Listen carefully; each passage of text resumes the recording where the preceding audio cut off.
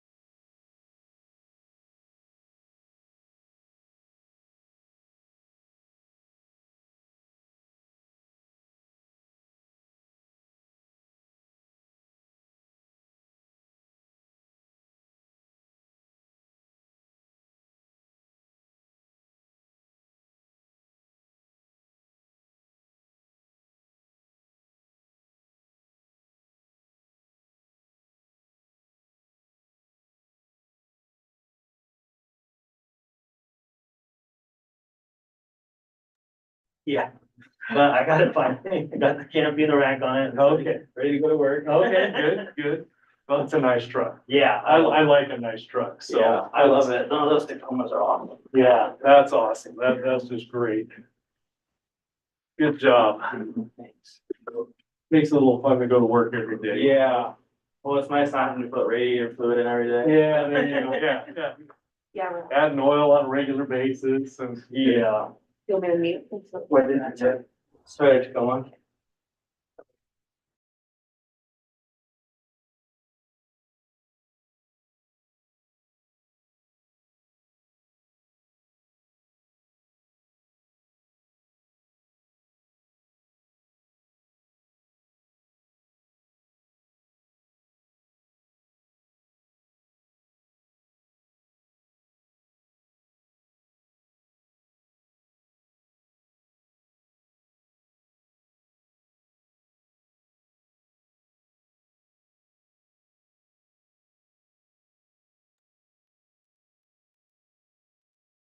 I can't hear Kevin, and I don't know if that's just on my end. Oh, we just muted. Where you? Okay. Because with my immune deficiency, my skin just gets how it can. Yeah.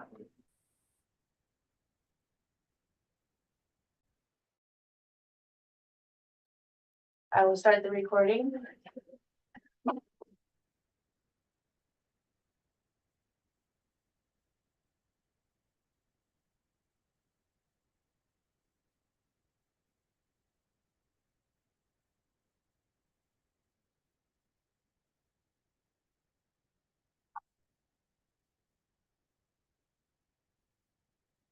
Right to 31.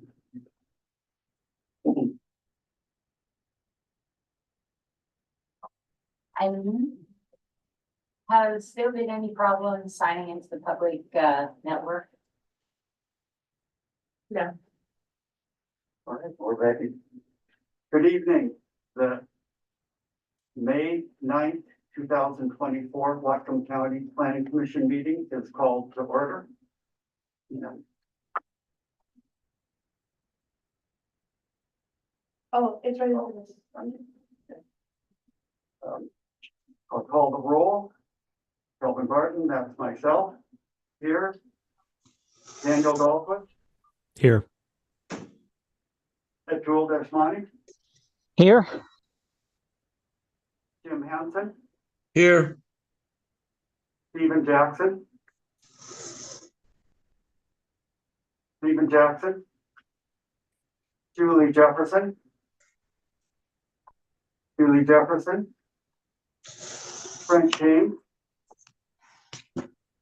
Where's Frank everybody? James. Hello?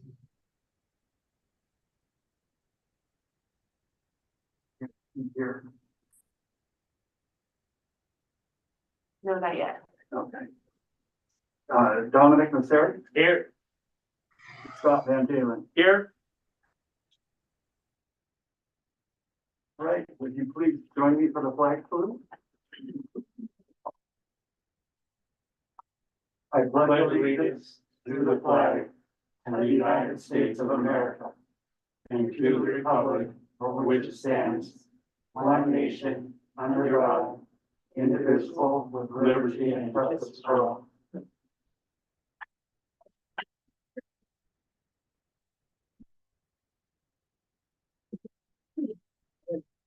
So it's time now for department update. Assistant Planning Director Steve Robert, would you call to update us on that? You bet, give you an update. Give us an update, department update. So I told you at our last meeting, I was gonna give a rundown on the docket. I'm gonna wait till our next meeting, just because I'd like to make sure we get through the presentations, have plenty of time for discussions on what we have on the agenda tonight. Your next meeting, we're gonna talk about the heavy industrial impact zone and the Bellingham UGA. So we'll start that item. That'll be an introductory item. And so along with that, I'll also talk about the docket when we do that. I just want to push it out a week, just make sure you have plenty of time for any discussion on the items for tonight. Okay, thank you. So, time now is open session for public comment. Eileen, would you take over? Yes. Welcome to the meeting. This meeting is being broadcast live. The audio is being recorded and will be posted to the county website. As noted on the website, members of the public may watch the meeting or join online or by phone. During the open public comment session, speakers may not speak to the items that are scheduled on the agenda for a public hearing tonight. If you would like to provide public comment at this time, we will take comments from those in the room first. Please come up to the podium and print your full name on the sign-up sheet. I see one attendee is virtual. If you're participating remotely and would like to speak, virtually raise your hand. We will get to you shortly. If you're using the internet, press the hand icon to raise your hand. If calling in by phone, press *9 to raise your hand. Is there anyone in the room? We will have 3 minutes.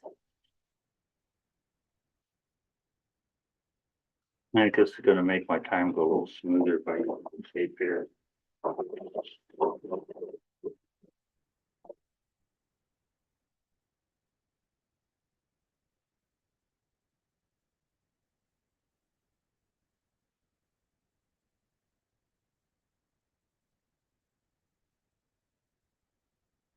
Okay. Hi, I'm Dave Widener. I'm here to talk about this property again. Last week we spoke about this part of the code. It's 2MM1. Tonight we're going to talk about the one following it, 2MM2. What it's talking about here is it says residential density overlays may be applied to areas within the rural neighborhood designation where higher density rural residential development has already occurred. The overlay should allow for infill development with lot sizes consistent with those surrounding lots. So what we're talking about is right here. We've got 8 lots that are at a higher rural density. We've got lots over here that are in a rural neighborhood that's zoned for 1 house for 5 acres plus the ADU. And I apologize if you can't see this very well because you're not here and you're doing it virtually.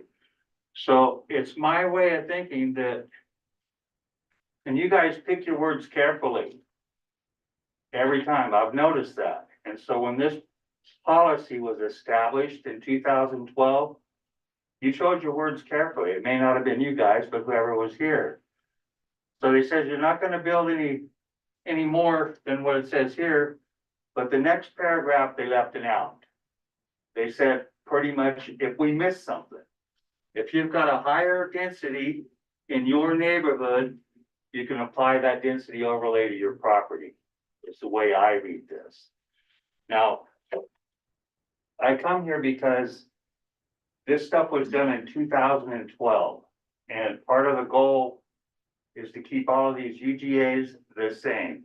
We'll find out more tonight about that. And so we're talking about a policy that's going to be developed till 2045. Well, I'll be driving electric vehicles and we're still stuck with this stuff from 2012 if we don't change something. And I think a language change in these sections maybe, or application of it, or consideration of it, would keep people from, like me, from coming here every time. And I honestly think there's more than just me that have had this problem. So in summarization, that's a higher rural density. That overlay should apply to the same neighborhood that we live in. So thank you. Thank you.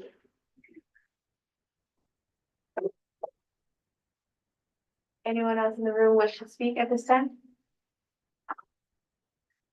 Right, no one in the room wishes to speak. Anyone attending remotely wish to speak? Seeing that there's no hands raised, there's no one else wishing to speak at this time. So it's time now for commissioner comments. Any commissioner comments?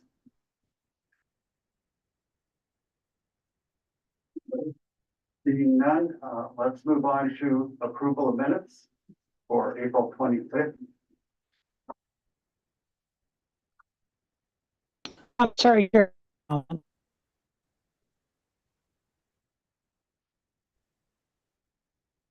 If we could motion. I'm not sure, I didn't understand what you said. Somebody spoke and I did not pick up what it was. Do we have a motion to approve the minute?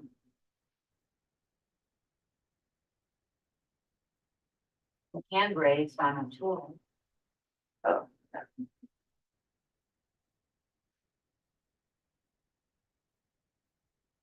Jim Henson. Commissioner Hanson, go ahead.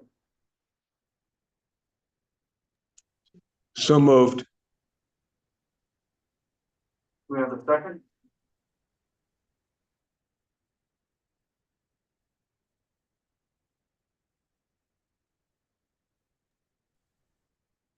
I'll second.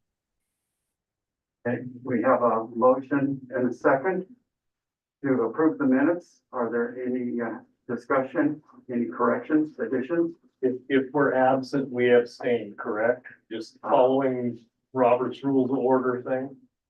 Yes, okay. Okay, seeing that there are no additions or corrections, Eileen, would you call the roll, please? Mosseri, Abstain. Van Dalen, Abstain? Barton, Yes. Dahlquist, Yes. Deshmani,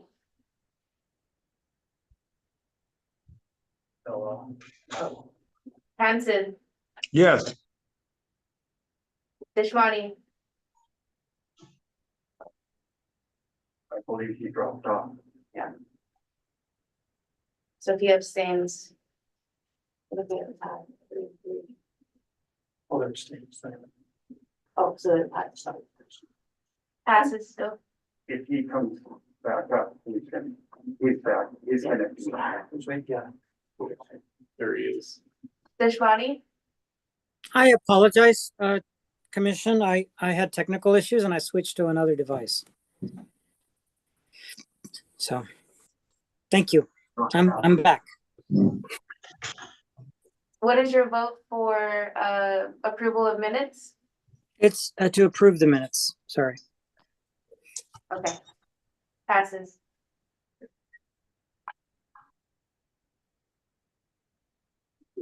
So, we are to our main topic tonight, dealing with public participation, for the, plan, the public hearing and work session and population employment projection. And that will be Matt Ahmed presenting that. Go ahead, Matt. All right, good evening. For the record, my name is Matt Ahmet, representing Planning and Development Services. And the Growth Management Act requires Whatcom County to review and revise its comprehensive plan and development regulations by December 31st, 2025. And therefore, the county has initiated a multi-year project to update the comp plan and regulations by the state deadline. And the GMA requires counties to develop public participation programs for comp plan and development regulation updates. The GMA includes planning goals, a variety of planning goals in RCW 3670A020 to guide the process of amending comp plans and development regulations. And in the 2023 session, the state legislature approved House Bill 1181, modifying Planning Goal 11 that relates to citizen participation and coordination to include participation by vulnerable populations and overburdened communities. So a draft public participation plan has been developed with the assistance of the county's consultant, SCJ Alliance, to guide community engagement efforts throughout the process to ensure early and continuous involvement in the comp plan and development regulation update. So the county's consultant is here tonight to provide an overview of the contents of the plan. And after the presentation and the public hearing, we would request the Planning Commission to make a recommendation to the County Council on the plan. We do have two minor changes to the plan that we would like to put forth. And I'm going to share my screen if I'm able. Okay. So the second, actually, this is the second one, page 13. The Whatcom Transportation Authority reached out to us and asked if they could be added to this intergovernmental coordination list. So we'd like to add them. We'd like to modify our proposal to include them on page 13. And the other one is kind of just a minor grammatical thing on page 4. Let's see here. Oops. Keep running by it. Okay, so just instead of the Whatcom County, it would be just Whatcom County is responsible. So we would just put those two amendments forward and make those part of our package. So we're going to have Rochelle from SCJ Alliance kind of do a PowerPoint on the contents of the plan, showing kind of steps in the process and points for engagement. Rochelle? Thank you so much for the introduction, Matt. For the record, my name is Rochelle Bradley, and I'm a project planner and project manager for SCJ Alliance. As Matt indicated, we are the consultants for this effort for updating the county's 2025 comprehensive plan, as well as the development regulations. So the presentation today is related to the public participation plan. As Matt indicated, there were requirements that changed who we should outreach and include regarding the public participation of this update. And so we just want to ensure that we are addressing the state requirements and also engaging those that live within the county. Quick overview. So the Washington Growth Management Act, GMA, requires Whatcom County to review and revive its comprehensive plan by December 31st, 2025. That was extended from the June 30th timeline. And this update in particular includes, first and foremost, public engagement, which will be early and continuous throughout the process, analysis under the State Environmental Policy Act, that's SEPA, coordination with cities as they proceed through their comprehensive plan updates, advisory committee meetings, and then engaging you, the Planning Commission, through work sessions and hearings, as well as the Whatcom County Council meetings and hearings. There are 6 objectives that we are addressing within the public participation plan for engaging those that live in Whatcom County. The first is inform and engage. So we'll be looking at sharing updates and offering ways to participate with a variety of outreach methods and events. In particular, you'll be able to look at the update on the county's website. And we'll also be doing regional workshops and pop-ups. There will be open comment. We've already received quite a few public comments on the county's website as well. There's going to be the various hearings with the Planning Commission and County Council. We'll be doing some open houses. So there'll be a lot of opportunities for those to engage. We also want to ensure there's a sense of ownership amongst the community members that make up Whatcom County. We want to foster that collaboration and information exchange for a better plan. Again, this really relies on the website for online engagement, as well as those in-person conversations that we'll have different touch points throughout the plan process. We also want to ensure there's inclusive voices. So those are reaching diverse populations and understand the community needs. That includes the different tribal nations, the Spanish-speaking community members who are farm workers. So really looking at those populations, looking at the Department of Health data and environmental justice data through EPA, and making sure that we're reaching those populations. Accessible participation, ensuring equitable access for all residents, including those vulnerable populations and overburdened communities. And those are identified within the full public participation plan as well. Transparency and trust, reflecting various viewpoints and promoting open communication. And last, shared success, so building community support and implementing the plan effectively. So with engagement, and this is directly drawn from the Whatcom County Council priorities that was in resolution 2022-036. So we'll be reaching out to residents through those different efforts, and that'll include individuals, businesses, farmers, and farm workers. There's also those different community groups, interest groups, and nonprofits. Charity Kahala is one group we're looking at in particular to help partner with potential translation services, county departments, planning, public works, parks and recreation, including others, county boards and committees, including you, the Planning Commission, the Racial Equity Commission, and all the different counties advisory committees. And on that note, we've already engaged a lot of those advisory committees through meetings. We had one-on-one interviews, and then we'll be continuing to include them in the process. There's the Native Nations in the region, the Lummi Nation and the Nooksack Indian Tribe, the different cities that make up Whatcom County, local authorities and special districts like the ports, the PUDs, and the Conservation District, different state governments, and federal governments. So we wanted to look at how can we include everyone based off those different populations and community members that we've identified, and also address potential barriers for outreach. So we have these different methods that we'll be using as part of our outreach approach. So we've got that project website. Potential barriers might be access to online avenues as well as language barriers. So we want to ensure that we have lots of forms of online access with social media outreach, translation, and in multiple formats. So a lot of our online materials will also be available in print format, such as a survey. Social media, again, access and language. So we want to ensure that the content is diverse, that there's accessibility standards that are met through that translation, and then linking back to the website and ensuring accessibility that way. And what I mean by accessibility is including things like descriptions. Oh, pardon? Just for a moment, Commissioner Desmond raised his hand. Commissioner Desmond, go ahead. Oh, sorry, I can't see. I apologize. That's okay. Yeah, thank you. So I just wanted to ask about the barriers.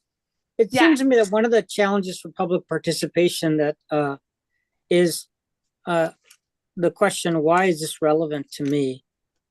And I wonder how if that's captured elsewhere in your presentation, or you know, whether you see that as a barrier or not. Yeah, so typically in our experience with planning, we do hear that from individuals. And so what we like to do is we get on their level with those one-on-one conversations. So we ask them, where do you live? Do you have any interest? Do you own property? Are you a renter? And then that can lead us into more conversation about diving into land use and whether they've had to deal with a permitting application or knows somebody that has. If they are aware of anybody that needs housing or accessibility for transportation, what types of transportation or modes do you use? And so we really try to ask them those questions on their day-to-day, and then that way we can look at those different elements that are throughout the plan, and we can sync them up with here's how this matters to you and why this is relevant. And we like to say, you know, the state requires us to do this, but it is a long-range guiding document that it really drives the future for Whatcom County. And so it is something that it does affect people on a day-to-day basis. And this is a great chance to be involved and to just give us your thoughts on anything that's related to the county. And then it's our jobs as the consultant team and planners to take that information and apply it to the plan.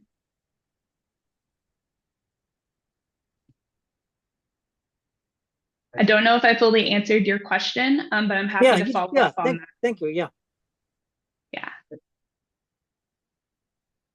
All right, go ahead and continue. Thank you so much. So for public meetings, we will have different locations, language and accessibility. So we're looking at essentially 7 different areas within the county to ensure that we're reaching people in different ways. We're going to be, and I'll get into this a little bit further in the presentation, but like I said, we'll be doing what we call regional pop-ups. So we like to meet people where they are, where they like to frequent. You've got a lot of great farmers markets and different events throughout the county that we're going to be attempting to have those pop-ups at and engage individuals with. And so just going to those different locations ensures that we're really meeting those different individual pockets within the county. We'll have hybrid options, so there'll always be virtual and in-person, as we have set up now for Zoom. There'll be those diverse locations and translation. For printed materials, one of the biggest barriers we've encountered is that language accessibility. So we'll be translating materials into Spanish, and then we'll also be working with our consultant team and then different nonprofits in the area to do translation to Punjabi and also Russian. And then distributing those through a variety of outlets, really using those community organizations that are in place. You have your Foothills Community Alliance folks that are in East Whatcom. And so really coordinating with them and ensuring that we use them as community champions to help get the word out and share. For community events, well, there's barriers with language, accessibility, and participation. A lot of people feel this might not apply to me. And so really picking back on those previous efforts and other methods to ensure that we're really informing people that live in Whatcom County why this does matter and why they should participate and be included, and giving them a really distinct heads up on, hey, we're going to be in this area, we're going to be asking you these questions. And that way we'll be able to get more people to participate. And we also want to ensure that they have the opportunity to talk to us or to just leave a comment card, because some people, you know, they're shy and they don't want to have that face-to-face interaction. And so we want to welcome that in all those different formats. And finally, there'll be formal meetings similar to what we're having right now. And language and accessibility and participation overall can be concerned. So we'll have virtual options, ensuring ADA accessibility and opportunity for written comment at any time for non-English speakers. Any additional comments on this slide or questions?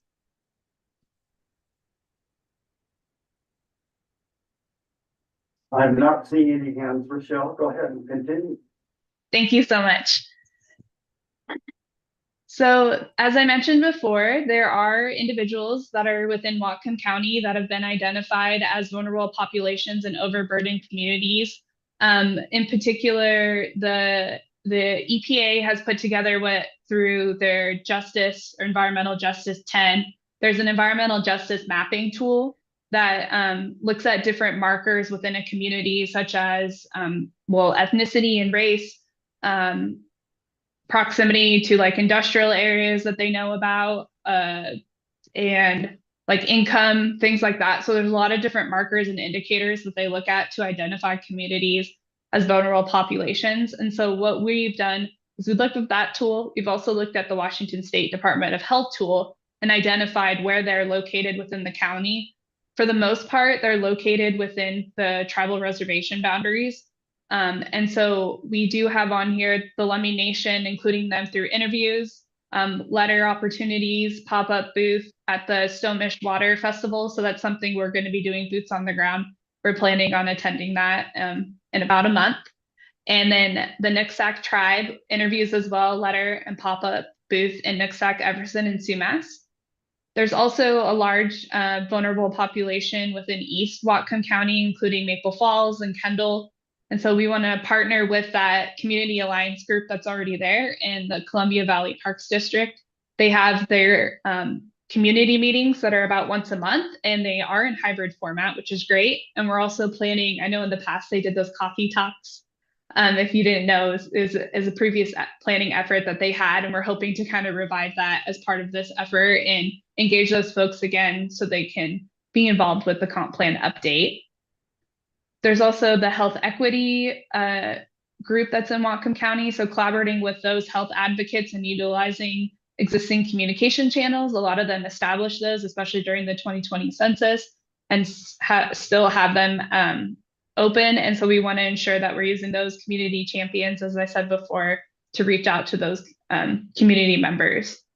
There's also the environmental justice aspect. So partnering with the Charity Kala project for discussions at their One Whatcom events that they have in the county, involving the county's racial equity commission throughout the whole outreach process and doing touch points with them and ensuring that we're doing an adequate job reaching these populations.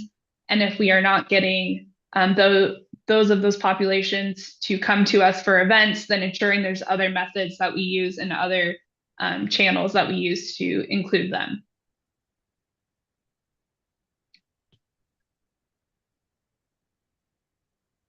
Okay, engagement activities. It's a busy slide, but we have a lot of engagement planned. So timelines throughout the whole project will be involving the topic-specific citizen advisory committees. We've already received initial comment and feedback from most of the groups on reviewing the comp plan from 2016. And so that's informing our process and including them. They're also very active community members. And so it's pretty exciting that we get to have them. This is my first experience having very involved advisory committees. So kudos to you. And I'm excited to have them throughout the process to provide guidance on the comp plan update. In December, we had our project kickoff with the planning and development services staff. We also did what we call our orientation interviews. So our orientation interviews were mostly with the advisory committees. We also invited the tribes. We were only able to interview the Nooksack tribe and some of the other staff departments. And it essentially orients us into what's changed since your 2016 plan, what's going on in the community. It kind of informs us on how we can look at the analysis moving forward and what key issues and facts should we be looking at, what additional work has been done. So that's what we did in December.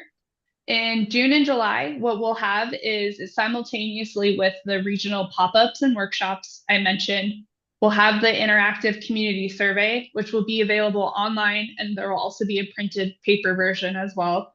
And it'll be available in a few languages, Spanish, Punjabi, and Russian. And those will be happening at the same time in early June.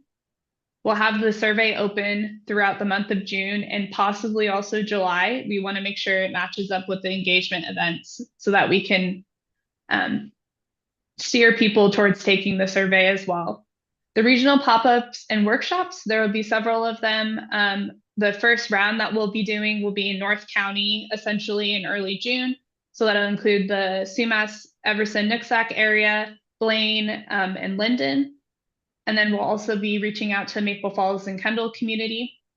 We'll have the Planning Commission meetings in June with you, and then also County Council meetings in June as well. That's when we'll have the draft element deliverables. In August and October, we will release the draft environmental impact statement. Yes. Commissioner Desmani, go ahead. Yeah, I just had the thought that I think that with these rotating meetings that you're doing for community engagement, it might be great that if you plan to provide updates to the Planning Commission associated with each of these meetings, so we get a little bit of little glimpse of what you're learning at these meetings. Just a suggestion. And Commissioner Hampson, go ahead.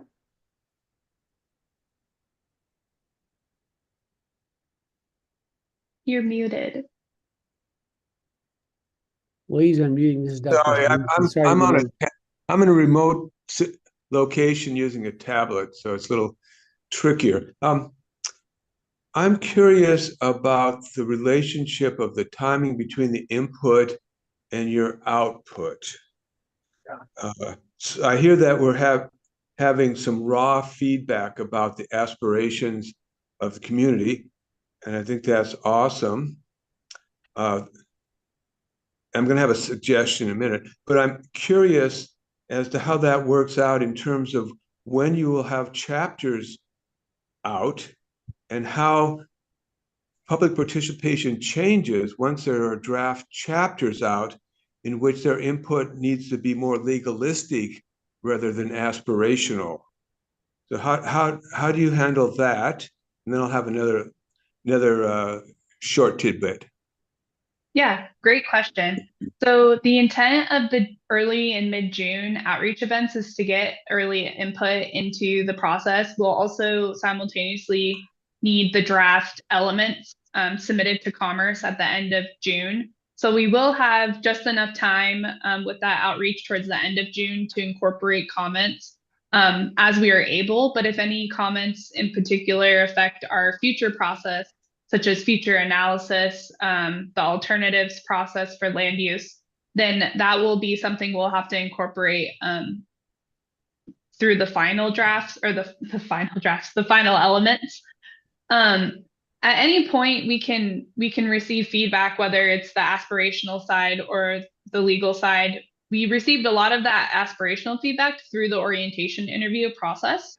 And then it'll also be through the interactive community survey, but really our intent of launching these more towards the June timeline and later on in the drafting process is so we can actually use that to inform the future analysis and the future alternatives and what people see for the future of the community. And our earlier efforts are focusing a lot more on the existing conditions. And so we anticipate with that, the fall outreach and the fall timeline is when we'll really be presenting those solutions and those recommendations to the community members to provide input on. Well, I'd like to commend you on the breadth and the precision and the vision of your efforts so far. I think I'm very impressed. One small suggestion on this Gantt chart that we have here, I would suggest that two things. One is that council committee meetings be differentiated from council meetings because the general public doesn't understand that that's where things really happen. They usually will come to the evening meeting and then be frustrated because their input isn't being incorporated. So that's one suggestion. And you did note work sessions for planning commission, and I think that's very useful. The other thing is, you may have this, but I think you need a page of definitions in which you describe what the functions are of each of these boxes and what's the most useful way to provide input into a particular box. Thank you.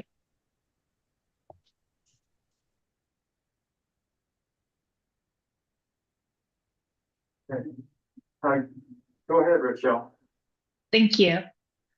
So August to October will be the draft EIS release, and the environmental impact statement is what includes the different alternatives that we're looking at for the future build out for the county.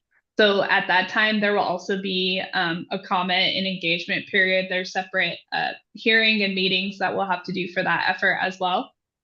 This will continue with the planning commission meetings, county council meetings. We're happy to even present in July after we've done those early June and report out to the planning commission on the engagement outreach that we did in June. Then there will also be the non-binding multi-jurisdictional resolution that will regard allocation of growth to UGAs, which will be available for individuals to comment on as well. Later in fall will be plan recommendations. As I indicated, there'll be an open house. I think the location right now is to be determined. We want to make sure it's centrally located, but also well advertised so that we can address those different plan recommendations and provide visuals and concepts for community members to comment on.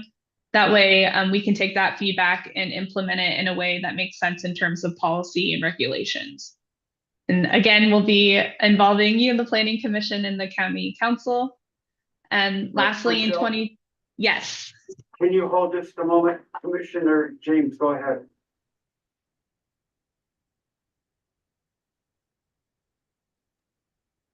Please, Rachel, finish your thought, but I do have a question when you're done with that comment.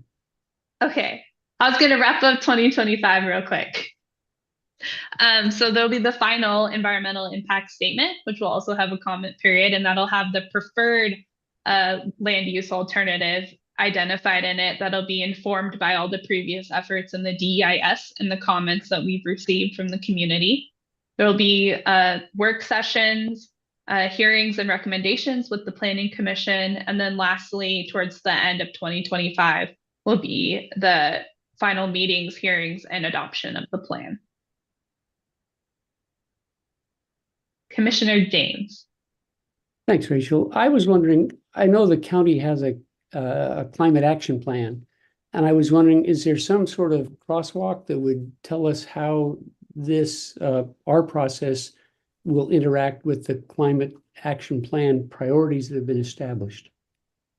That's an excellent question. So actually just earlier today, I was meeting with Chris Elder and Lauren Clemens. So part of this effort, and Matt talked about this as well, is the House Bill 1181, which came out in 2023, and its new requirement for a climate element that is part of that, part of the comp plan effort. And so simultaneously with this effort, we are also developing a climate element that'll include a climate change and resiliency sub-element, as well as a greenhouse gas emissions reduction sub-element. Those items are also going to be incorporated with our engagement because the county has funding that is from the state, both for the periodic update as well as the climate element work. And part of our engagement budget is also including that climate element work. And so we are initiating with the draft of the climate element, incorporating the climate action plan, and then building on that based off of new state requirements and findings that the county has made since the development of that plan, as well as the priorities that are within that plan and any identification for those environmental justice and vulnerable population groups to be including. Will there be an effort to engage specifically with the tribes on those issues? They seem to be, it would be very useful, I think, to have their input in the process. And I just was wondering if there's going to be an active outreach and how that's going. Yeah, and I also found out today they both have climate plans individually as well. And so we want to make sure that the efforts that we're doing synchronize with those efforts and don't conflict with them. The state has a regional approach to climate change. They're currently working on an inventory right now, and that is all regionally based. And so we just want to ensure that we're reviewing those documents and including them as well. They'll be included in the process and reached out to as we develop things. Yeah, I was wondering, finally, sorry to ask so many questions, but oh, this is great. The county actually has a very specific set of things that they would aspire to. Prioritizing restoration, function, protection of wetlands, riparian areas, headwaters, and in addition to stabilize land base for agricultural sequestration and storage potential. Those are very specific things, and I wondered if there'll be an effort and who will carry that effort out to actually quantify and relate those things to the process that we're engaged in. That's a good question. Are those specifically within the 2022? That's the year one priorities 7 and 8. Right. Okay. So I do know as part of our commerce deliverables and what we're working on is a specific memo or technical document that identifies all those different priorities within the county council resolution and how we're going to take those different items and integrate them into the comprehensive plan.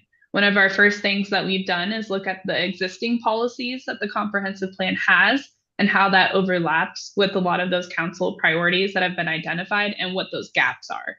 And so that's the specific effort we're looking at. So I think what you're looking for will more than likely be addressed in that document towards the end of June. Great. I had a chance to look at either Nooksack or Lummy's climate action plan that they developed several years ago. I haven't yet. I just got them today. They're relatively robust. I think they're useful to consider them and clearly to engage the tribes as well. Thank you. Okay, Commissioner Hanson, go ahead with questions for Rochelle. Yes, sorry if this is not part of your contract, but I'm curious about the parts of the comp plan that aren't specifically land use alternatives. I'm thinking of the critical areas ordinance and other say regulatory parts of the comp plan that are supposedly integrated into it. What's our timeline on the rest of it? I believe a lot of those efforts are in 2025. Like the shoreline management program and the CAO and okay. And, So, Commissioner? But go ahead, Matt. I was just going to say, there's going to be a separate potentially contract for the update of the critical areas ordinance. So that's not in SCJ's contract. Shoreline program was updated a couple of years ago, and it is at Department of Ecology for approval. And we don't seem to haven't got word of how long that's going to take. It's been a long but there will be things like zoning code changes kind of in this process along with the comp plan to kind of implement, if we're looking at increased densities, let's say in a UGA or something, that'll come along with this. Okay. Go ahead and continue, Rochelle. Thank you. So this is our comprehensive list of the different regional pop-ups and workshops that we'll be doing. So as I indicated, early in June, we'll be attending the Blaine Birch area and Custer Market by the Sea. And there's also the Youth Fishing Derby pop-up. I don't know if any of you planning on competing in the Youth Fishing Derby with your kids? If you didn't know, it's up in Sumas. So we're going to be attending that. We also absolutely love talking to kids and just kind of getting their idea. They put things very plain. And so it'll be really interesting to engage them. We're also going to be in Linden, Central County, either for the Farmers Day Parade or the Farmers Market, which is on the same day, about the same time, depending on what makes the most sense for a table. And then on late morning, after church, Maple Falls and Kendall Coffee Talk Workshop, and we're going to coordinate that with the Foothills Community Alliance. And then in mid-June, we'll do a few days in a row as well, and that'll be Lummi Reservation, so that's the Lummi Squamish Water Festival. We're going to do that for an entire day and a half. And then the Ferndale Farmers Market that Friday, and then the Bellingham Farmers Market that Saturday. And so it'll be an all hands on deck effort, and we'll be able to have the survey live at that time as well and printouts. We'll have different engagement activities as part of that to be planned, but typically we do a few different things so that people have an opportunity to feel comfortable and provide input in whatever way makes sense for them. And if you didn't know about these events, I think you should attend them because they're all going to be great.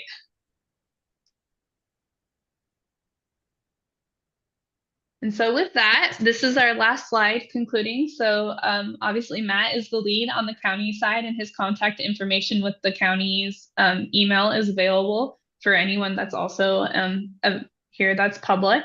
And then Bill Grimes is also with SCJ Alliance Consulting Services, and he is a principal in our office and the primary project manager for this effort, and I am supporting him as deputy project manager.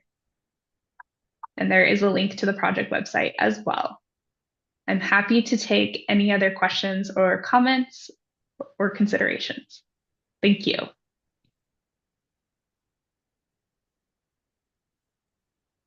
Thanks, Rochelle.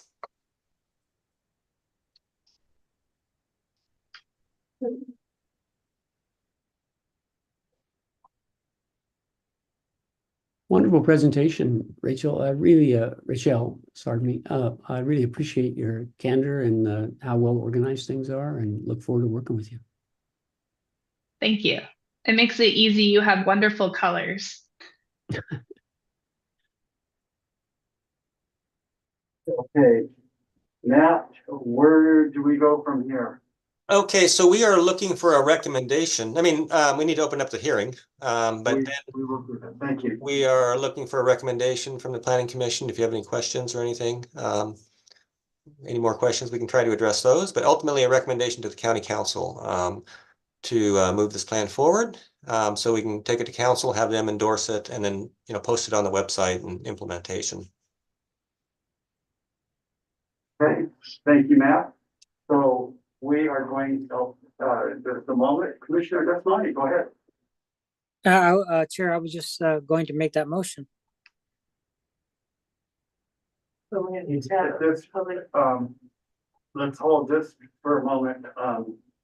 We need to have a public hearing. And so if you'll hold that right now, Commissioner Desmani. Okay, so thank you. What I would like to do is open the public hearing. Eileen, would you go ahead and take over? So public hearing is open. I remind you that this meeting is being broadcast live. The audio is being recorded and will be posted to the county website. If you would like to provide public comment on this topic, we will take comments from those in the room first. Please come up to the podium and print your full name on the sign-up sheet. If you are participating remotely and would like to speak virtually, raise your hand. We will get to you shortly. If using the internet, press the hand icon to raise your hand. If calling in by phone, press *9 to raise your hand. So we'll start in the room. Is there anyone present who would like to speak on this topic? Yes. Okay. You were given 3 minutes. Let me pull up the timer.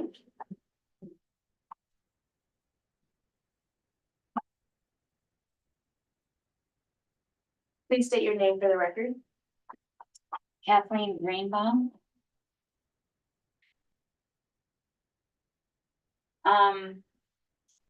I read through the document that Rochelle and her colleagues put out, and one of the things I noticed is in the beginning it mentioned measuring against the Growth Management Act. It was the first paragraph, first paragraph of the document. And the one thing I noticed is that nowhere in the draft document did I see performance measures.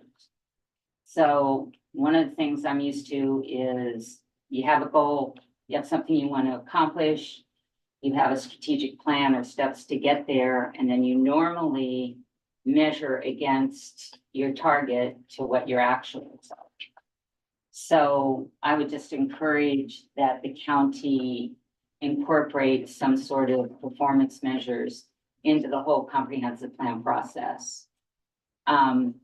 One place where it does enter into is in the next section on population growth. And I think this was shared in the scoping hearing also. So let me see, I think that pretty much covers that part of it for me. Right, required to evaluate the comprehensive plan and development regulations against updates in the GMA and changes in land use and population growth. So I just want to reiterate that there are performance measures to accomplish that statement. And then will there be a second public hearing on the population part of it? No, that is part of the work session. It's just a work session, it's Okay. not a public hearing. So, and I don't know if 3 minutes is enough. It's the same concept. It's when I went through the 2014 through 2023 population reports, what happens is projections are made, but I really think it's important to come back and measure your actuals against your projections. And there doesn't seem to be that happening in some of the reports. It's just a scientific methodology of measurement, basically. So I would encourage that to happen.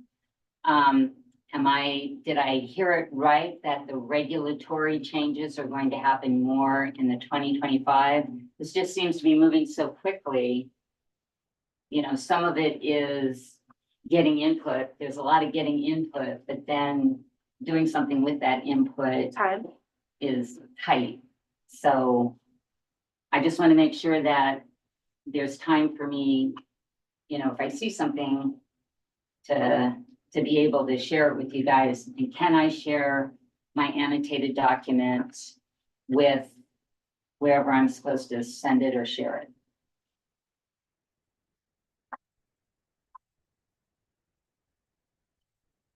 So can. Yeah. Go ahead. Like I said, Kathy, you can always send those, email them in or something to either to me or to Eileen or to the planning commission email. There's a planning commission email, you can send it to that. Okay. So you can always send those. I ate dinner on the way in. Some things I have sent to Matt, like the scoping. Yep, that's Yes. great. Okay. Yeah. So any of those people. Yep. Yes. Lots of places. Okay.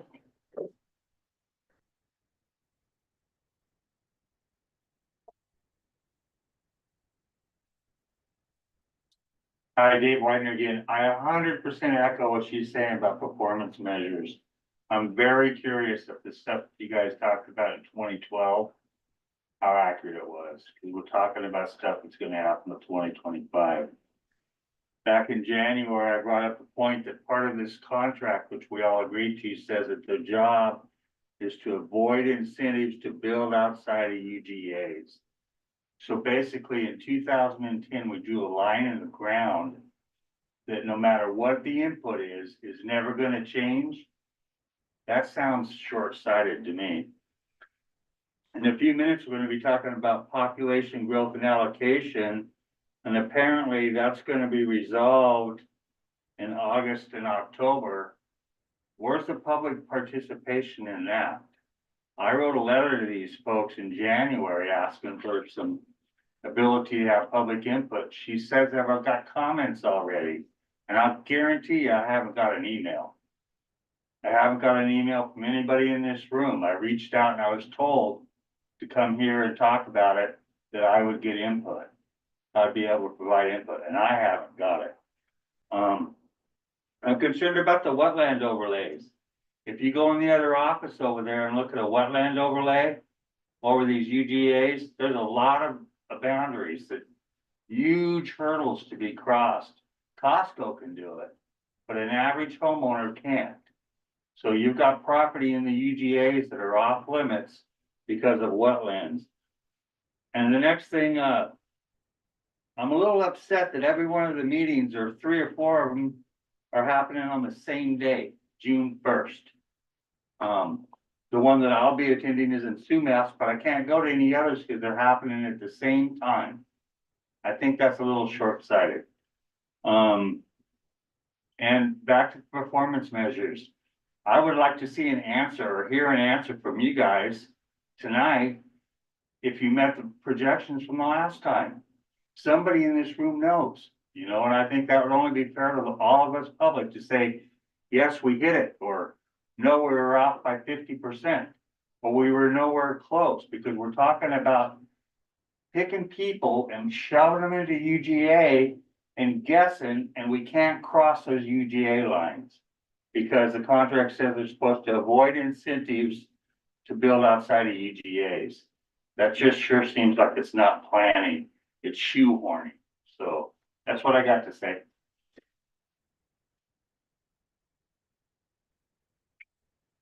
Excuse me. There was something I forgot. Should I send it in writing? It's 22.15 is enforcement and it's placeholder. Yeah. And that's a problem. Go ahead and email it. Okay. Send it to the right person. It looks like we have 3 attendees. We have Danielle gone.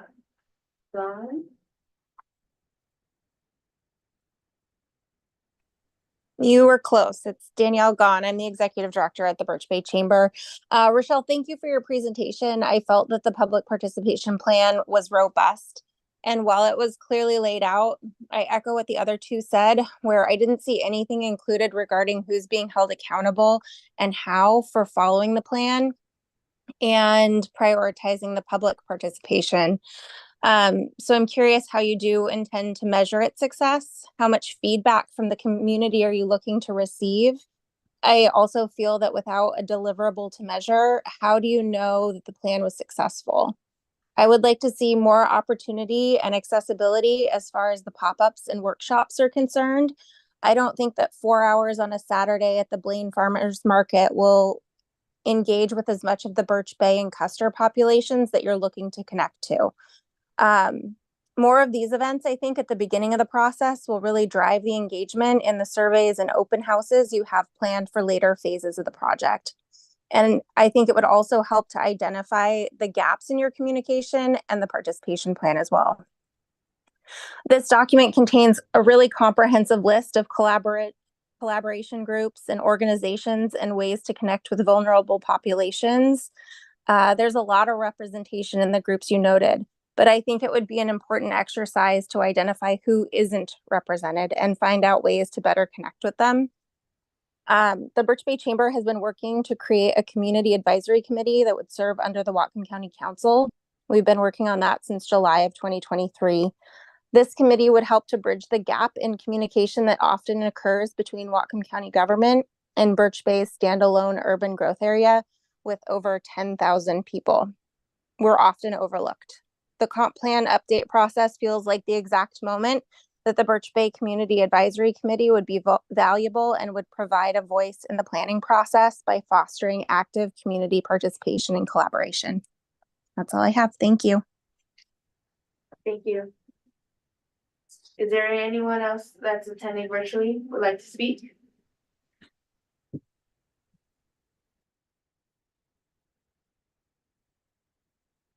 Seeing that there is no one else with their hands raised, no one else wishes to speak at this time.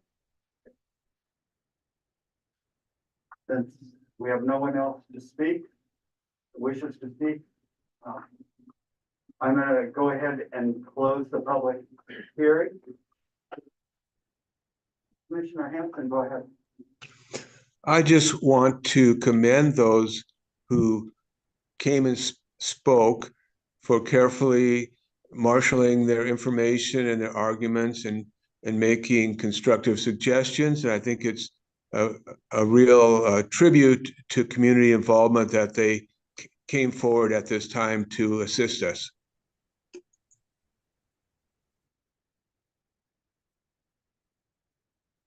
So, okay, so we're open for our workshop. But Matt, would you can you address some of the concerns that were raised?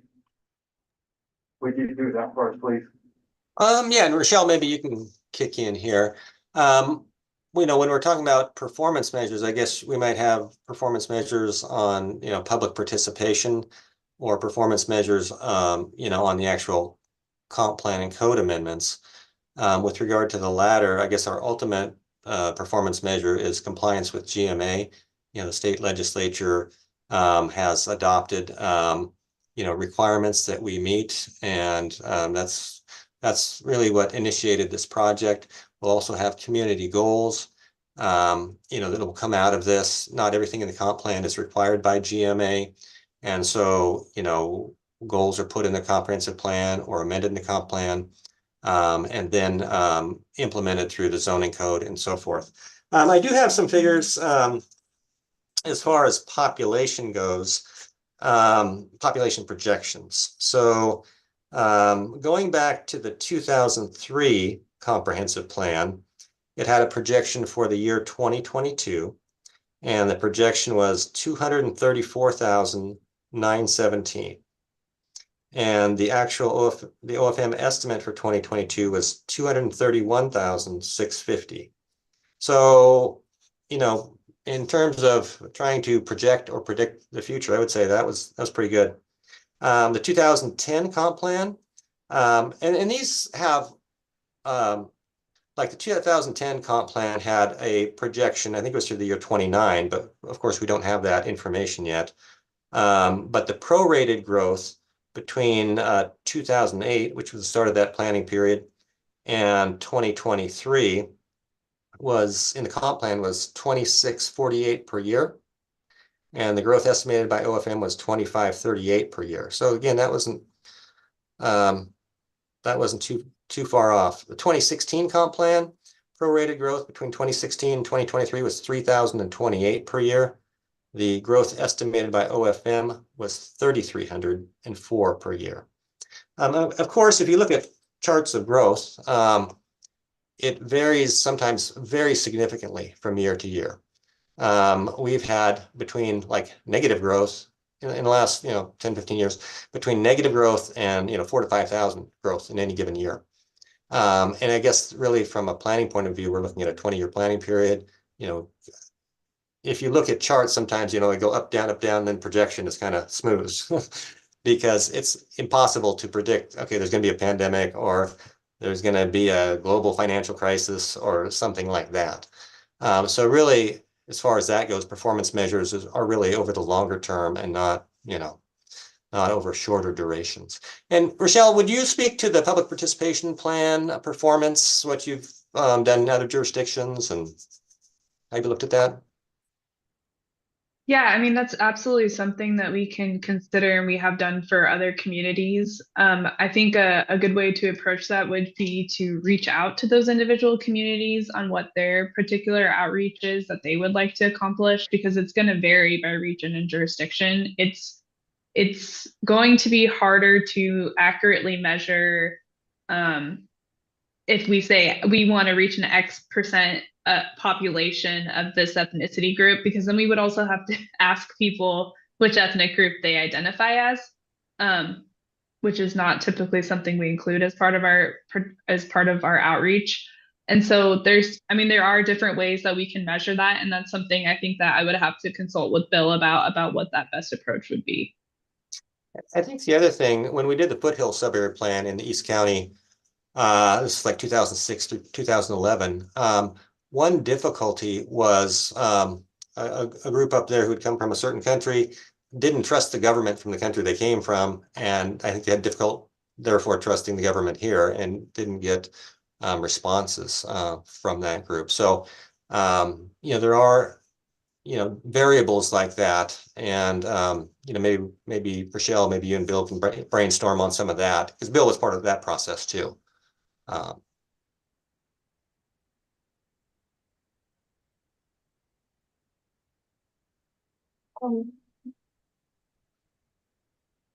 have a question for you, Matt. And this would probably involve Danielle Gogan could answer that also.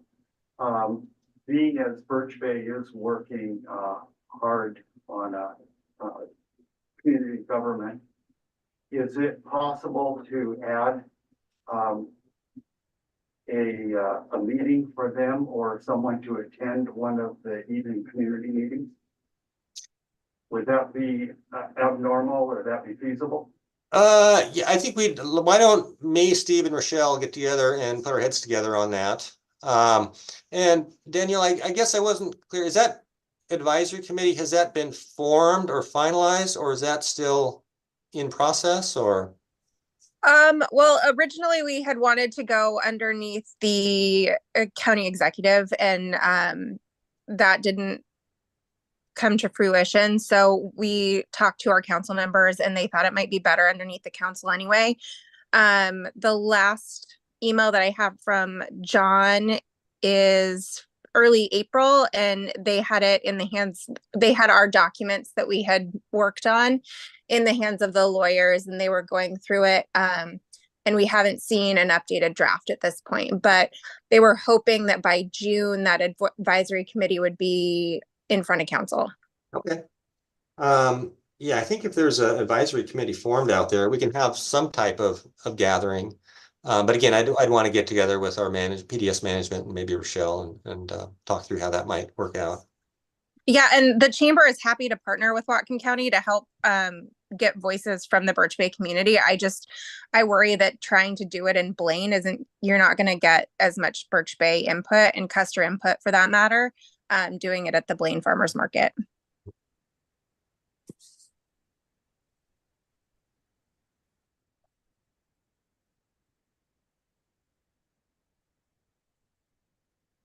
All right, commissioners, what are your thoughts? What would you like to do? What would you like to discuss?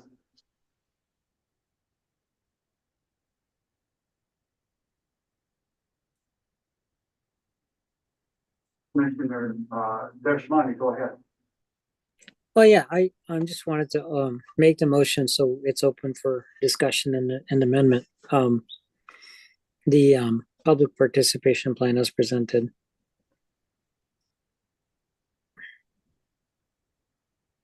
I'll second that. Okay. So we have a motion and a second to adopt the public participation plan as presented. We're open for discussion.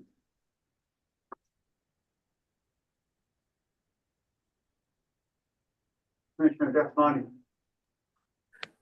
Well, the first thing is to latch on to the comments about figuring out how to track and achieve more than just compliance. I get to your point, Matt, about obviously this public participation is a requirement and a compliance requirement. But in addition to that, it's always better to strive for more than just compliance. And performance measures help guide the efforts of the county PDS in a way to prioritize things that are actually going to improve engagement rather than just check the box. So I'm not sure if we're ready to propose a specific performance measure, but I'd like staff to consider that. And when they take this to the council, to have some suggestions for to do better than just compliance. So that's my first piece of input. Commissioner Hanson. Oh, I'm sorry, Matt, were you going to answer Commissioner Deshmani? Oh yeah, I was just thinking, I mean, I think this public participation plan goes over and above their compliance, and I think it is pretty robust. And I think SCJ has done they've had a lot of experience with this and done a good job with it. The principal, Bill Grimes, was involved in the Foothills sub-area plan years ago up here, and very much engaged. I think there's good engagement. So yeah, I think this plan does go over and above bare minimum compliance. My point was that, and I was thinking more, holistically. The comp plan, kind of our ultimate performance measure, is both compliance with GMA, which we're required to do by state law, but also looking at that community goal and vision and what comes out of that process of engagement. Commissioner Hanson, go ahead.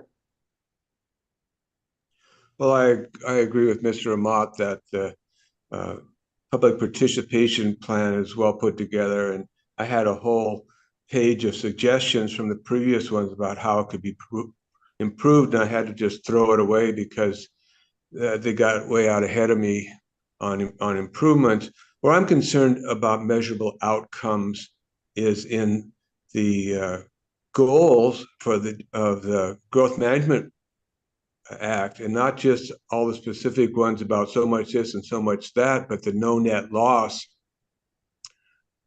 of habitat values. And we don't have a habitat assessment. We have various things that we've modeled, but when we're looking at the actual comp plan and the critical areas ordinance is where I'm particularly going to be interested in having measurable outcomes and that exceed the minimum expectations of the Growth Management Act and go to the real spirit of that document, which is to build a better life for our future.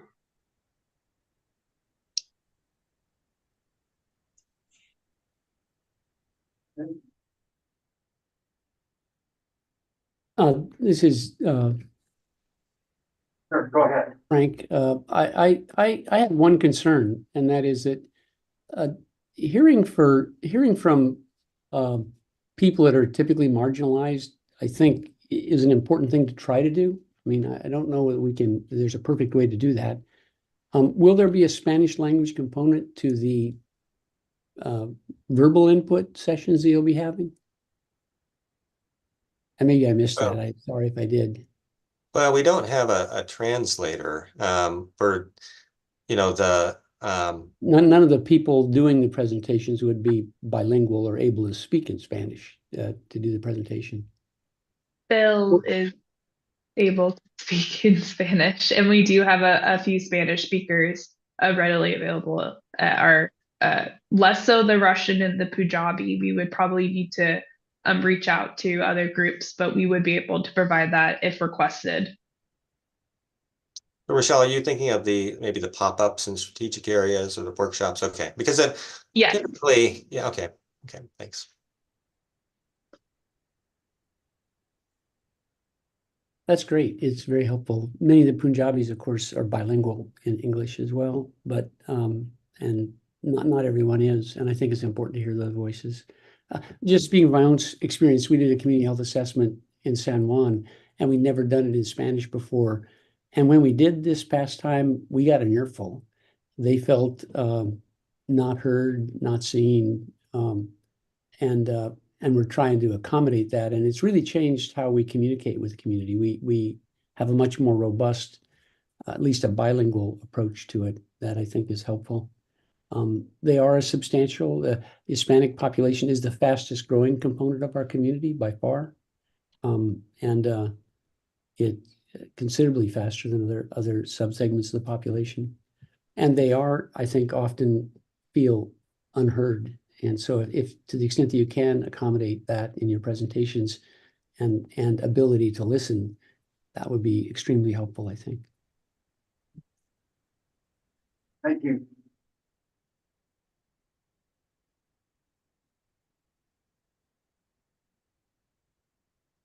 Any other comments, commissioners, questions?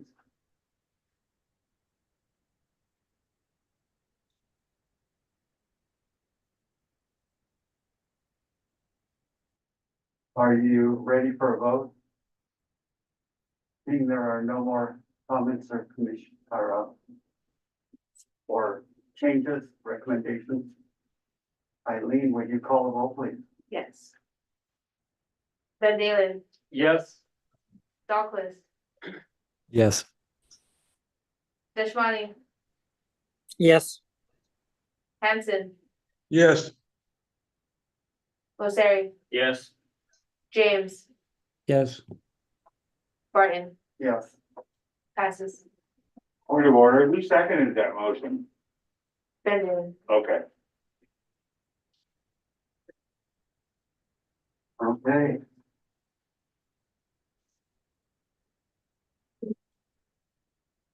Yeah, did we cover everything we need to cover? I think on that one, yes. Okay, and the population employment projection, that's just the work session, correct? Yes. Okay, would you go ahead and present that? All right.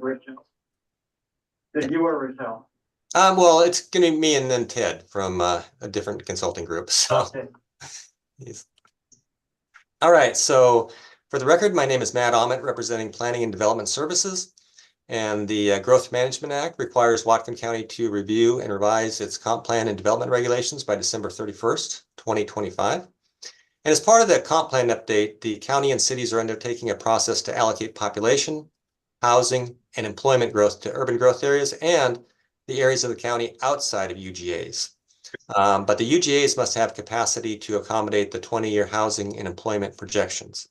So the public participation plan and the employment and technical report are kind of the first of a number of items that will be coming to Planning Commission for review. And in the months ahead, we'll have housing allocations by income band, the land capacity analysis methodology, urban growth area proposals, comprehensive plan chapters, and so forth. So we'll be bringing a number of items before the commission, and this is kind of the first set of those items. So as far as population and employment growth allocations, there are several steps in the process. And these steps include, at first, the technical report, and the county and the cities hired a consulting firm to develop the population and employment technical report that's in your packet. That's the topic of discussion tonight.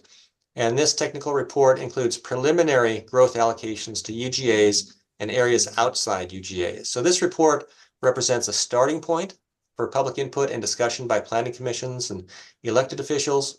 And Leland Consulting Group will provide an overview of this report tonight.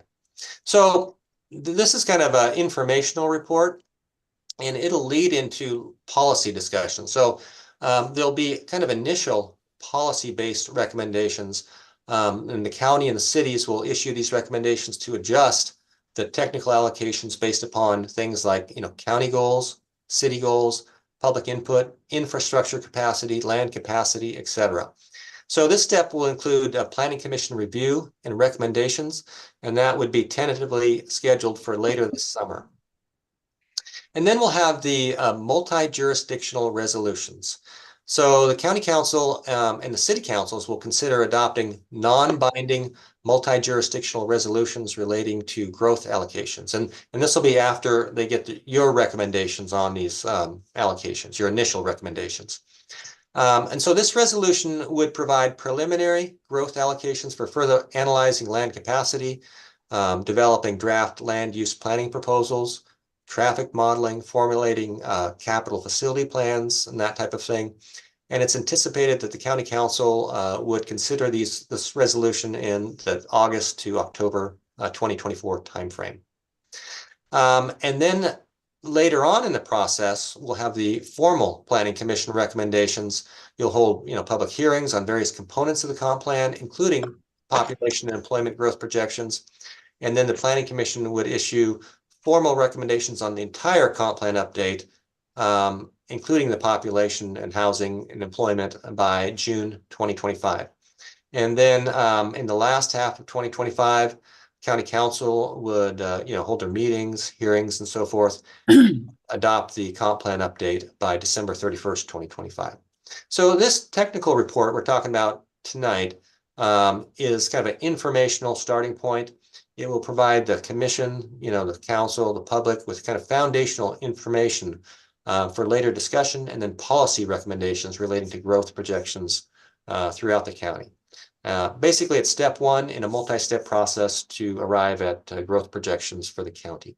So we would like to introduce Ted Kemp with Leland Group, and he's going to kind of do a PowerPoint with regard to the specifics in the report. All right, yeah, I'm going to attempt to share my screen here.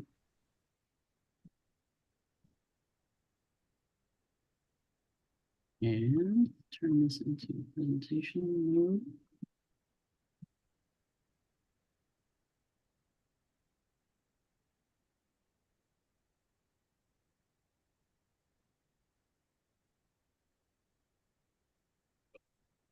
Okay. I'll start by saying I'm glad to see that there are some fellow data nerds in the audience, but I'll try to present to a mixed audience. So population and employment. As Matt said, this is, and I'll just restate it because it was sort of there was a lively discussion among the elected yesterday that I think clarifying this difference between the technical allocation and the more the policy allocations to come as being different things.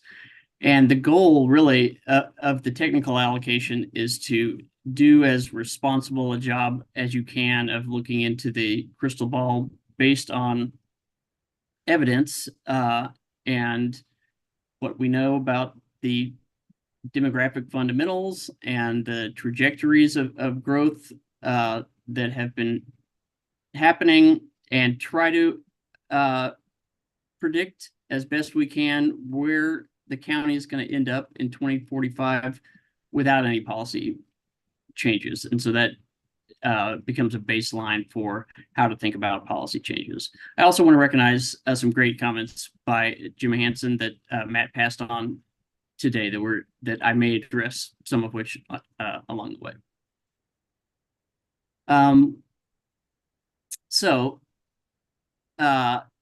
This is well, I'll start by saying that the state of Washington, the OFM, makes demographic projections at the state and county level.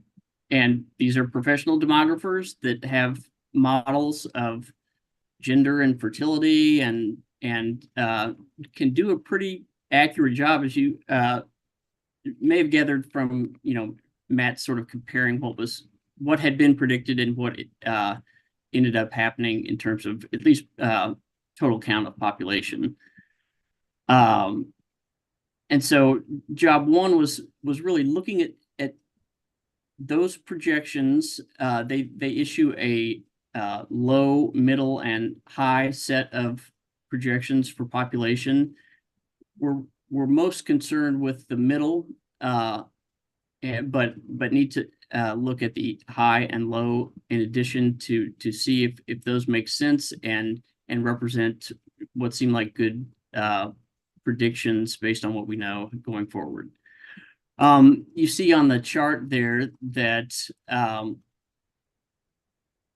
and sort of the dotted red line swooping downward is just reflects the assumption that, based on a couple fundamentals that I'll show in the next couple slides, the growth rate is slowly tapering in the county. So what was as high as 3.3% annually during the period of 1995 to 2000 has tapered to the point where, looking forward, we're in the neighborhood of 1% annually, but actually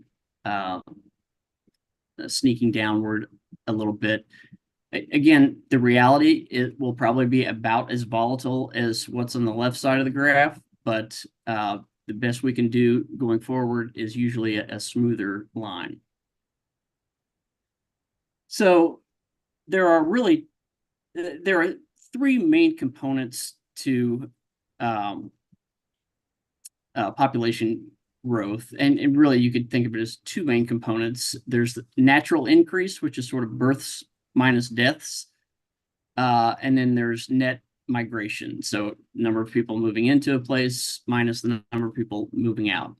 And births and deaths actually do a pretty good job of obeying model predictions. They're less volatile, at least in the shorter run, and they're very driven by big generational movements. In this case, the two big population bulges we have are the baby boomers and millennials.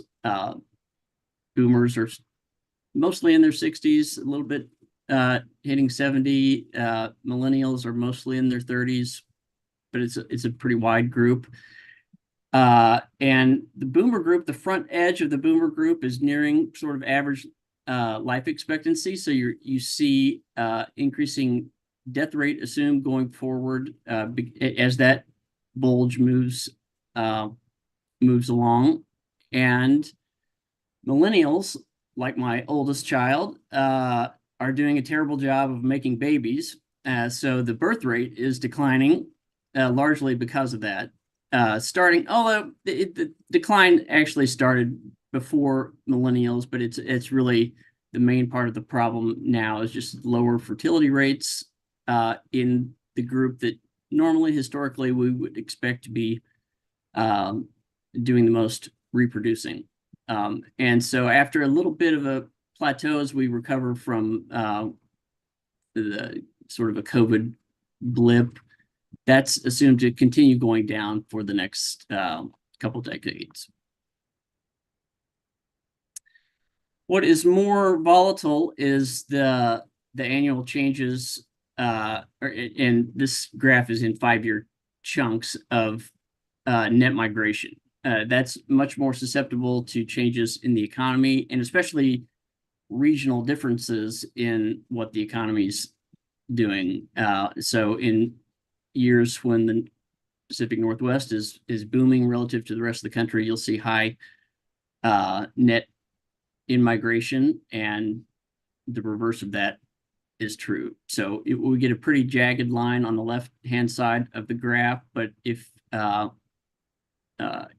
as OFM looks at the more recent part of that graph, they're assuming a plateau around the average of around 5% of the population annually, or net immigration will be around 5% of the starting population each year. So we're reviewing I'm sort of looking at the bullet points here. We're reviewing the OFM middle projections for population. Our bar in looking at that was set fairly high, given that they have fairly sophisticated demographic models for predicting at that county level changes in population. And so for us to change that middle projection, I was looking for something that really stuck out as looking like it was wrong, which I didn't find anything that seemed to warrant a change in that middle projection for population that OFM has. Then in looking at the low and high ranges, we really followed the example of the economists that worked on this same exercise a decade ago, where so OFM doesn't really tell you what the what low and high mean exactly, other than they're low and high. They don't assign a odds that you'll get to the low or odds that you'll get to the high. There's no numerical assignment there. But as we look at it, and I'll show you a graph on the next page, from a planning perspective, it just seemed, as it did a decade ago, that the low range was too extreme and the high range was too extreme to be able to do meaningful planning. They were just so different. Not that they couldn't happen, but they were probably further out on the tail than it would be worth your time planning for. So our general adjustment was a tightening of the two ranges.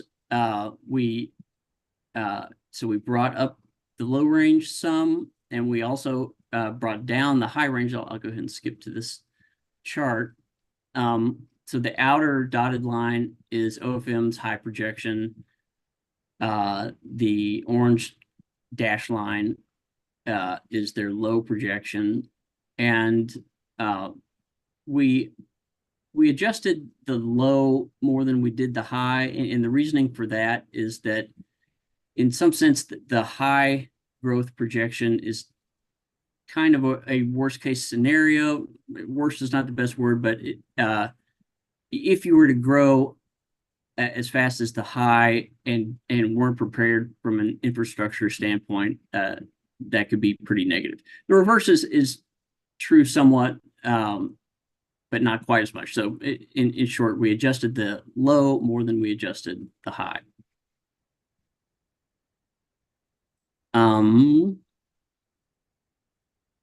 So after settling on that, especially settling on that countywide growth trajectory, the the middle range and then looking at the high and low range. The next job was to allocate that overall population gain to the different UGAs, and including an all other category, which is areas outside the UGAs. And I know that that's a topic of interest, especially for this group. There's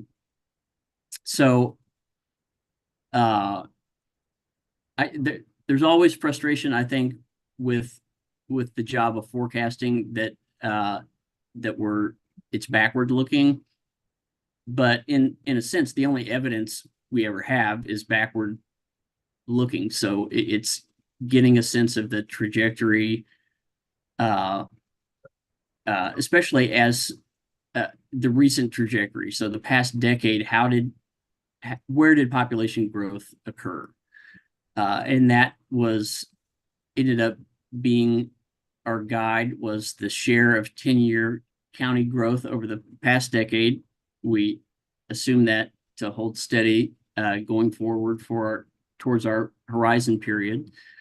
That is unlikely to mirror what your policy goals may exactly be, but if it's sort of, if we had to bet where you would end up, this is probably the middle range of where you would put your money on where growth in the future is going to go. You see that the share of recent growth is a little bit different than the share of the standing county population in 2023. Bellingham is almost 45% of the standing population, but over the last 10 years, they only got 42% of the growth.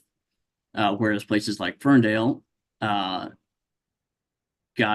a much bigger share of growth than their just share of the standing population. And importantly, there was a lot of growth outside the UGAs. So from one performance standpoint, to the extent that there was a policy starting 10 years ago to keep growth out of the non-UGA areas, it wasn't largely successful because there was a fair amount of growth in those. We don't know how much it may have decreased that growth, but it certainly wasn't zero. And I'll point out that you see Cherry Point there. Cherry Point did get a little bit of growth. 30 people were added, strangely, in that last decade. But that's a case where we know that is not really expected to happen going forward. So we took just the few people that assumption would have generated and put those into Bellingham was the simplest thing to do. It's a small enough number of people that it wasn't a big percentage change for Bellingham. So distributing those shares and then applying those high, middle, or low, middle, and high ranges, this is what you get going forward. Again, probably a disconcertingly high number of for assumed population growth outside the UGAs. It's and Jim, I think you indicated some concern about that, and the main answer is just those are great comments, but I think that takes us to the next level a bit, where we're starting to think about what is the policy allocations versus this technical, just sort of. I didn't have that distinction when I made the comments. I appreciate that. Okay. And although it depends on what the policy ends up being for rural growth. It seems like there could be a scenario if it's just a very scattered mobile homes that sort of act as ADUs for a bunch of different places. It may not have a huge impact on incremental infrastructure needs. Whereas if you're building subdivisions out in unincorporated areas, that seems to be more of problem or counter to your goals. But I'm speaking out of class on that one because that's not what I'm being asked to advise on at the moment. So the next step is to look at employment growth. And unfortunately, OFM, while they do statewide employment projections, and I believe they do for King County or the Seattle metro area, they don't do small area employment by industry. So for Whatcom County or anything smaller than Whatcom County. So what we did was we looked at there's a census data source called LEHD on the map, and it has historical pretty fine-grained data on employment by more industry groups than this, about 15 or 16 different industry groups.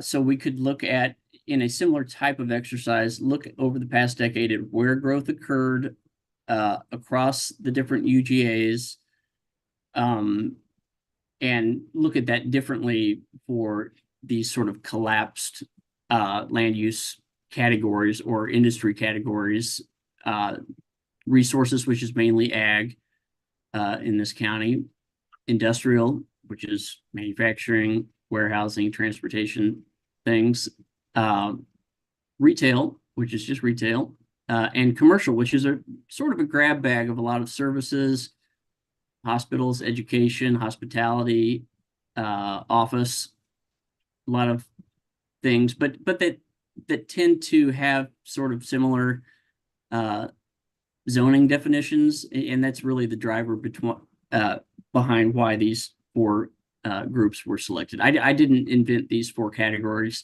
It's been common to the last couple of plans, at least. But those two pieces of information of how recent growth spread out across UGAs and across industries was what guided us going forward. Oh, and that's actually the last slide I have here. If you look at, there is a longer written report that I would encourage you to look at, and I'm open for questions, whether or not they're filtered through Matt. I don't know what the best process is there, or questions you want to ask tonight. But these are the allocations going forward. Oh, I'll anticipate a couple of questions since Jim, having read through your comments on the employment allocations, and frankly, they were my initial thoughts pretty closely. Is like, well, with the amount of automation that we're seeing, wouldn't we expect that industrial jobs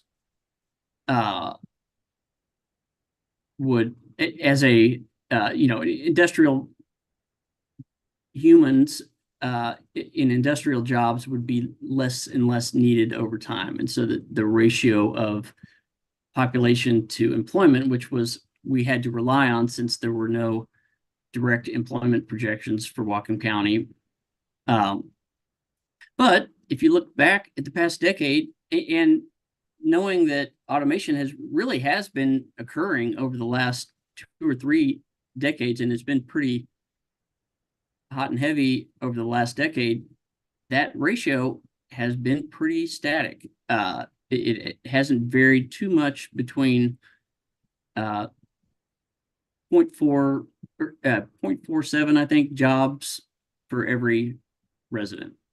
And so keeping that going forward. And then with respect to retail and also my initial thought was, well, with Amazon online retail, the growth of that, wouldn't we expect the need for retail jobs to go down? And we've been Leland Consulting, in doing like market analysis on other projects, have been keeping a pretty close eye on that dynamic of what I'll call Amazon, but just online versus bricks and mortar retail, And what was at one point looking like a ever upward marching online share of retail really seems to have plateaued. It did spike during a big amount during COVID, but that was sort of for weird reasons. But it seems to be reaching sort of a static point where bricks and mortar knows its job and online sort of has its job, and we're not seeing the continued growth year over year with that. And in fact, retail employment did go down in the county between like 2015 and 2017, which was when Amazon was hot and heavy on expansion. But since then, the number of retail jobs, which is in the like mid 8,000s countywide, has stayed about the same, with the exception of the COVID year.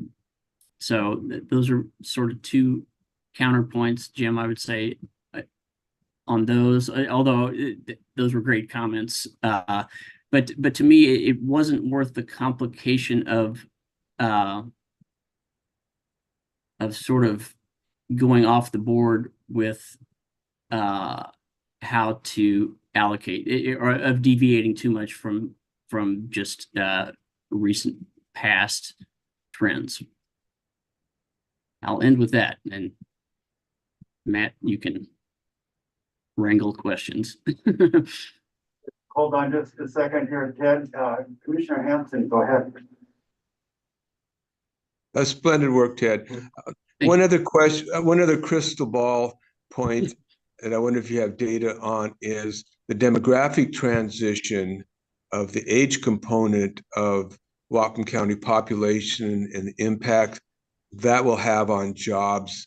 The extent a lot of us aren't working anymore, but then there's certain services we'll require. And that is related to just the broader work from home trend that I don't think anyone quite knows what where that plateau is exactly. The office broker community likes to keep declaring that everybody's going to go back to work full time, but that doesn't seem to be happening. It's just a matter of what the resting point is for that. I think in terms of the aging population, and I was thinking about this reading your comment, that the commercial category, sort of super category there, is such a kitchen sink of different things. I think we will see some of that rise. Certainly healthcare demand is going to be really disproportionately rising.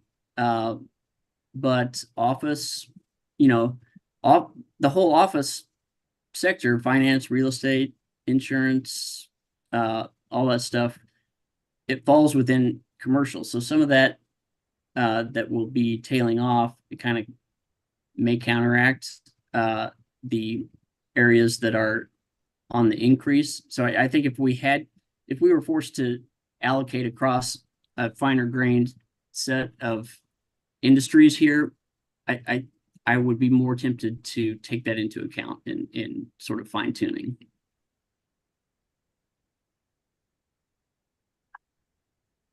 Commissioner James, go ahead. Thanks for your presentation. I have some questions about the last chart that's still up there. If you look at the outside UGAs, the area outside UGAs, it's a fascinating line to look at. I mean, basically what it says, if I read it correctly, and by resources, I think you mean ag, is that right? It could include oil and gas and mining, like but it happens to just be ag for the most part in Whatcom. Yeah. So those numbers are interesting if we're trying to focus on urban growth in urban growth areas. It seems like there's a very large amount of projected growth in terms of jobs in those areas. And I'm just interested in how those numbers came to be. If you look at them, outside of Bellingham, it's the second largest area of growth in population, which seems perhaps inappropriate. I don't know if that's how if we're planning for that, it's a difficult thing to plan for, kind of. And the ag number being the highest, in the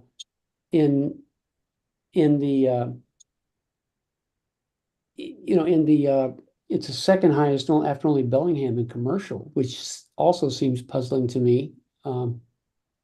And can you explain what's going on with that line and why it seems to be substantially out of line with our intentions, or seemingly? Well, it is an interesting line, and some of it may require some more digging.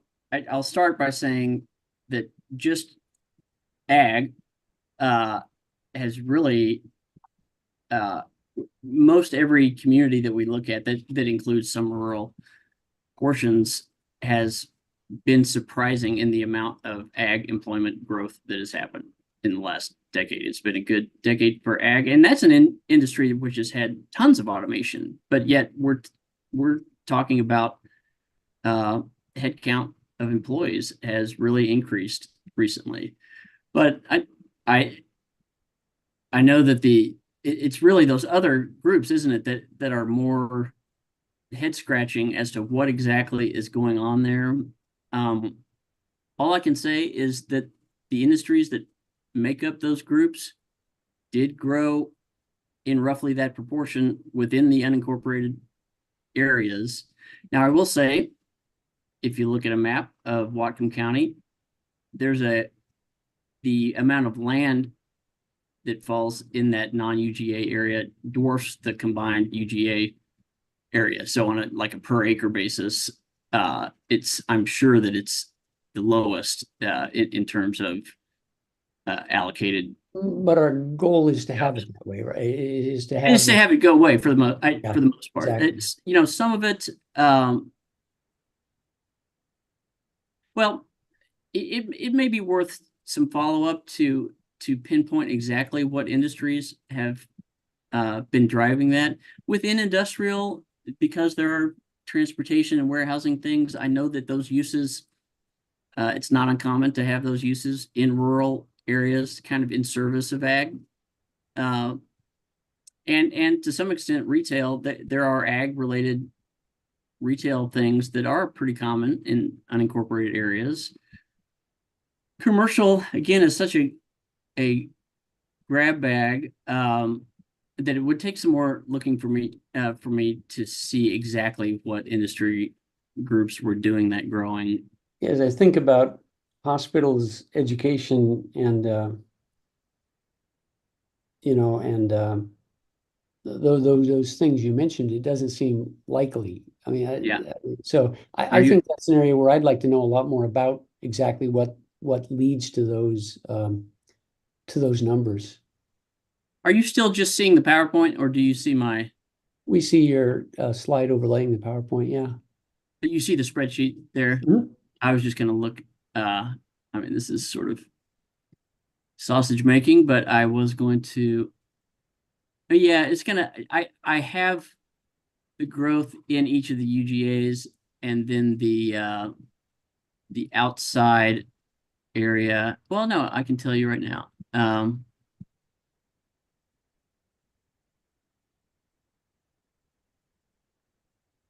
No, it's not conveniently separated out, and it would take a little more looking, but it's doable to at least get down to this larger group of categories here. Yeah, I think that'd be useful for us to look at that. The other thing is, I just had a general comment. I actually do population planning, and one of the main features that I believe is a major factor that we probably shouldn't just look backwards and bring those trends forward, is that the impact of climate change is probably going to be pretty substantial.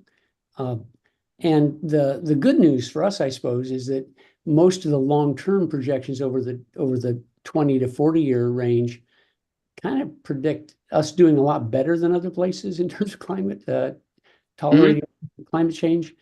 And one would think that that would be accounted for in some way, or at least anticipated as a subcategory maybe. Yeah. But we're not doing well with climate change, and so far it looks like the fundamentals that are there are not good. Yeah. And more than the fundamental not being good, we appear to be reaching tipping points that are accelerating the change. Yeah. If that did lead to a significant change from our historic baseline, it seems like there should be some consideration of that, either as a separate analysis or perhaps incorporating into the main analysis.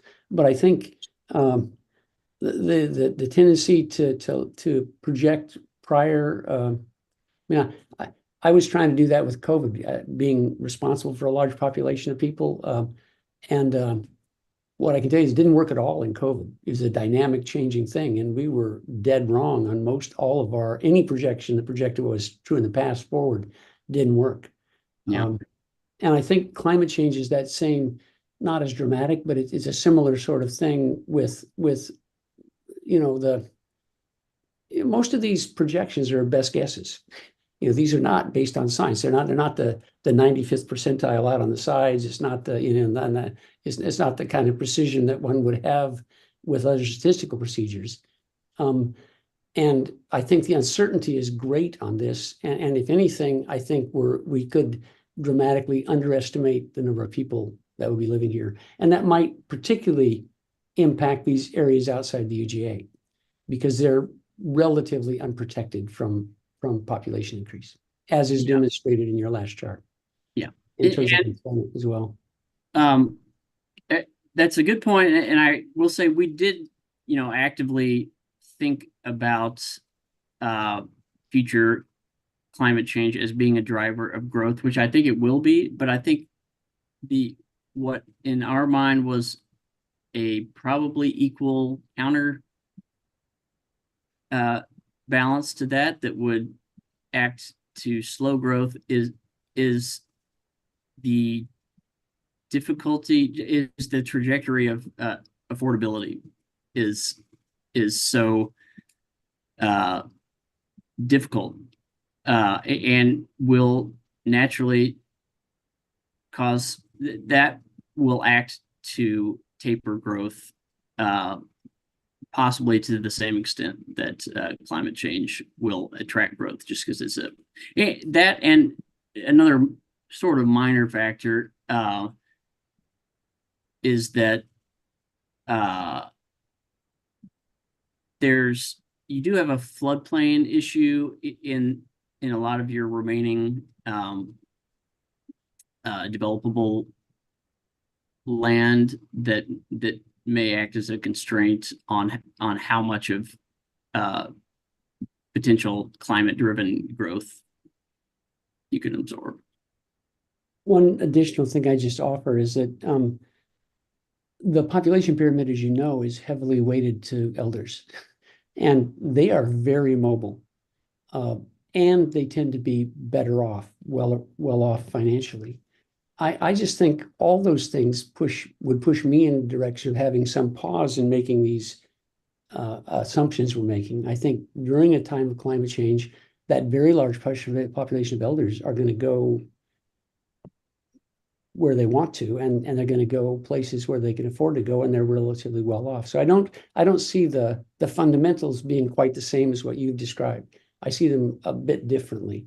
So I think migration is the ball game. Populations are overall going down. We're going to peak in probably 2085, and we're going to have the same kind of precipitous drop that we had earlier going up as a globe, because those older places, almost nobody's hitting replacement numbers. Very, very few places in the globe. And I think combine that with the fact that I think elders are going to be the people that would be moving here, and they are going to. I was sitting down in the coffee shop, and a guy next to me, I started talking to him. He looked, 60 years old. I said, "What do you do?" And he said, "Oh, I'm retired." And I said, "What from?" And he said, "Oh, I developed a PET scan machine." He now has a home up on top of South Hill. I've met a lot of people like that are well heeled, and where those economic forces, which have been a buffer in the past. I wouldn't have a whole lot of confidence they're going to be a buffer in the future the way they have been in these times of change. Just Well, something to consider. Yep. No, I appreciate that. One more little counterpoint is if you look at where seniors are already moving, and including well-heeled seniors, Phoenix is already inhospitable due to climate, and people are moving there in droves, and it's because we have air conditioning. So that's kind of that is another factor that's out there that is going to be that sort of attenuate that climate-driven growth, I think. That works for a while with climate change, but there's a point at which the fact that there's no water and the fact there's not enough electricity are going to change those fundamentals pretty abruptly for the people that are moving there. Yeah. We have a couple of commissioners, that, Commissioner Hampson, I know you've had your hand up and down a couple of times. Go ahead. It's just because every time I was getting ready to make a comment, Dr. James made the same comment, so I didn't need to. Okay. Commissioner Desmond, go ahead. Yeah, thank you, Commissioner James. Those was some great line of questions. One of the things that one of the questions stimulated for me was a question about decoupling. You know, a lot of our analysis couples employment to population growth, and I'm just wondering, do you have a way of dealing with the decoupling of that happens with people that move here and retire here? So that's the question. I mean, the main argument there is that it's not very decoupled right now, and there are already people moving to retire. Excuse me, to retire here. There's been a pretty almost surprisingly stable relationship between population and employment over the last 15 years, I'd say. Okay, that answers my question. Thank you. And you don't project that to change, although I think I'm curious about what Commissioner James thinks about that. Yeah, I'm always torn on that because I hate looking at the past to predict the future, but you know, your story about trying to predict some things in the wake of COVID and being dead wrong. I think it is easier to be dead wrong when you are predicting things that aren't on the trajectory that we've seen recently. You might be right, but it's easier to be wrong, I think, when you're sort of going off the board. I wasn't really suggesting going off the board, just modifying based on known information. The other big factor here, I think, is taxes. I think they're a real issue for some elders. A lot of elders go where taxes are the lowest, and that's not us. And we have a fairly regressive tax, so the less well-off elders, I think, are pushed away by that. So those are. Well, there you go. That offsets it right there. Yeah. Are the other commissioners have comments? Matt, what do we need to do anything with this document? So no, this is just an informational session. So this is the technical report, and then later on this summer, hopefully, we'll get to the policy discussions.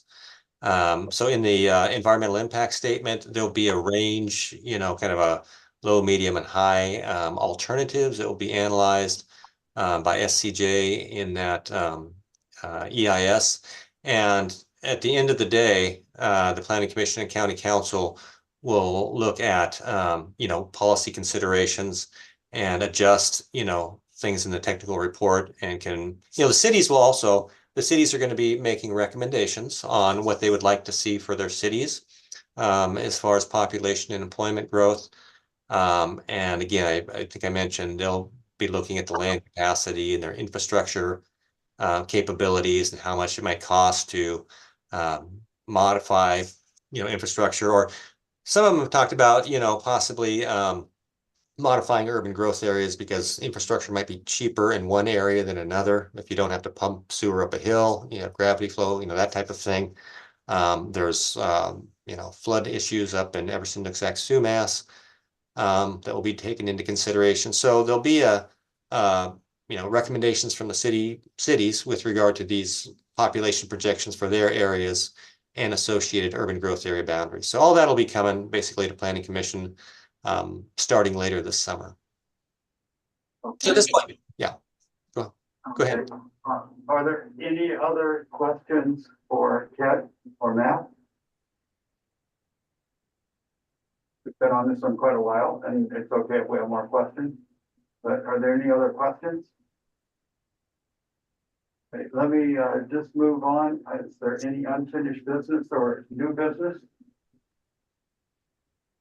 Okay, seeing none, the meeting is adjourned. Thank you, everyone.